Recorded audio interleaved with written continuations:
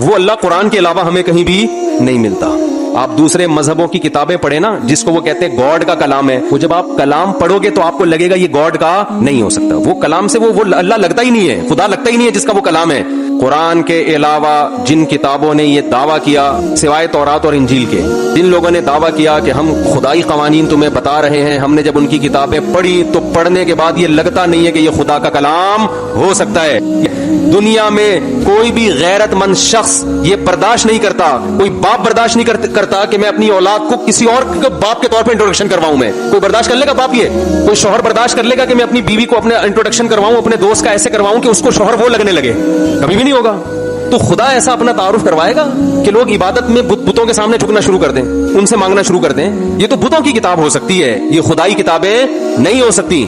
تو اسلام کی جو تعلیمات ہیں, اسلام کے جو نظریات ہیں, اسلام نے جو دعوے کیے ہیں, ان دعووں کو, ان نظریات کو, ان تھیوریز کو آپ جب کمپیئر کریں گے دوسرے مذہبوں کے ساتھ یا ان لوگوں کے ساتھ جو لا مذہب ہیں, جو مذہب کو سرے سے مانتے ہی نہیں ہے, جب آپ کمپیئر کریں گے نا, آپ بولیں گے بھائی اسلام کے علاوہ ہمارے پاس سیدھے راستے پر چلنے کا, اسلام کے علاوہ کوئی آپشن ہے ہی نہیں. ہم اس اللہ کو مانتے ہیں جس نے آدم علیہ السلام کو بھیجا, جس نے ابراہیم علیہ السلام کو بھیجا, جس نے موسیٰ علیہ السلام کو بھیجا, جس نے پوری سورہ یوسف نازل کر دی اور یوسف علیہ السلام کے واقعات سنائے, جس نے شعیب علیہ السلام کے واقعات سنائے, جس نے صالح علیہ السلام کے, ہود علیہ السلام کے, لوط علیہ السلام کے, اسحاق علیہ السلام کے, پورے کہ میں نے اپنے نمائندے دنیا میں بھیجے ہیں اپنے بندوں کو اپنا پیغام پہنچانے کے لیے. ایک نمائندہ نہیں, ہزاروں لاکھوں نمائندے اس نے بھیجے, جن کی ہسٹریاں, جن کی تاریخیں آج محفوظ ہیں. پوری دنیا میں جائیں آپ کو ان کی تاریخیں ملیں گی.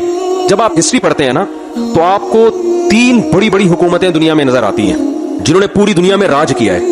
ماضی کی طرف جائیں گے تو آپ کو یہودی ملیں گے, یہودی کے بعد عیسائی آئے. اتنی بڑی خلافت یہودیوں کی دنیا کے اکثر آباد حصے پر, اللہ نے وہ یہودیوں سے چھین کے کس کو دے دی؟ عیسائیوں. کہ جب تک کوئی مضبوط تھیوری نظریہ پیچھے نہیں ہوتا لوگوں کے لیے جان دینا ممکن نہیں ہوتا. پھر دنیا میں عیسائیت آئی. عیسائی چونکہ حضرت عیسیٰ علیہ السلام سچے پیغمبر کو مانتے تھے, تھوڑے سے تھے, لیکن اللہ نے یہودیوں سے لڑوا کے ان کو یہودیوں کی گریٹ امپائر, گریٹ حکومت کا خاتمہ کر کے خلافت کس کی قائم کر دی دنیا میں؟ عیسائیوں کی. عیسائیوں کے بعد اسلام آیا. اسلام جب آیا مکہ میں ایک یتیم پیغمبر صلی اللہ علیہ وسلم جو نہ لکھنا جانتے نہ پڑھنا جانتے, کوئی یونیورسٹی نہیں مکہ میں, کوئی دینی کوئی تعلیم کا ذریعہ نہیں, لکھنے پڑھنے سے آری لوگ, اور ادھر روم جو تھے ان کی اتنی بڑی خلافت تھی, وہ لکھنا بھی جانتے تھے, پڑھنا بھی جانتے تھے, مذہب کو فالو کرتے تھے.